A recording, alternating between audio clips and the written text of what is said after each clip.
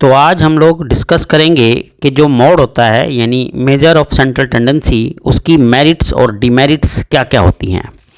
तो चलिए मैं स्टार्ट करता हूँ।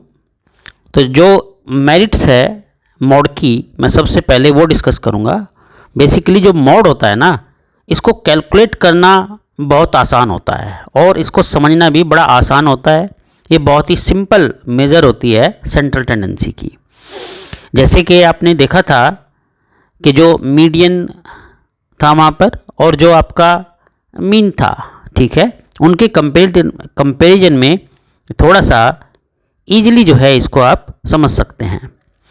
तो median mode can be located in some cases merely by the inspection, यानी जैसे आपने मीडियन में देखा था कि हम केवल बाय इंस्पेक्शन से ही उसको लोकेट कर सकते हैं, इसी तरीके से मॉड भी मीडियन की तरह जो है कुछ केसेस में जस्ट जो है बाय इंस्पेक्शन हम लोग फाइंड कर सकते हैं।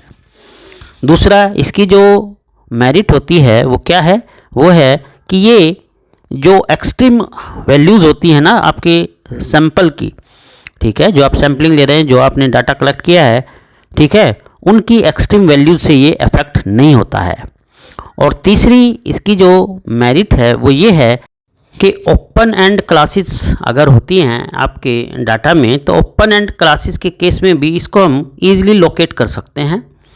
अब अगर आपका जो डिस्ट्रीब्यूशन है, फ्रीक्वेंसी डिस्ट्रीब्यूशन, उसमें अगर क्लास इंटरवल्स जो हैं अनइक्वल मैग्नीट्यूड के होते हैं, तो भी जो मॉड होता है उसको आसानी से कैलकुलेट किया जा सकता है। तो ये तो थी इसकी कुछ मेरिट्स। अब आती है इसकी डीमेरिट्स। तो डीमेरिट्स क्या है बेसिकली, सबसे पहला तो ये है कि ये सारे के सारे ऑब्जर्वेशंस पर डिपेंड नहीं करता, अर्थात it does not represent all the observations, that is it is not based on all the observations. दूसरा क्या है, it is not capable for further mathematical treatments. ये आगे किसी बड़े लेवल पे अगर हम इसको कंसिडर करें तो यानी फर्दर मैथमेटिकल ट्रीटमेंट के लिए कैपेबल नहीं है।